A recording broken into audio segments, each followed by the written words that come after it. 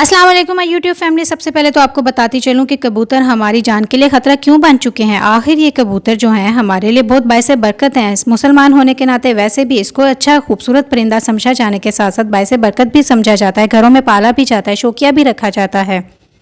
लेकिन ऐसा क्या है कि ये हमारे लिए अलार्मिंग हो गया है, हमारी मर्दों औरतों दोनों के लिए अलार्मिंग हो चुका है। क्यों ऐसा है, यही तो आपसे मैंने शेयर करना है कि ऐसा इसमें क्या है। अच्छा, इसको सबसे पहले हम दाना डालते हैं, पानी डालते हैं, लेकिन हम इस चीज़ की परवाह किए बगैर कि ये हमारे लिए किस तरह हमारी सेहत के लिए जो है ख़तरनाक साबित हो रहा है।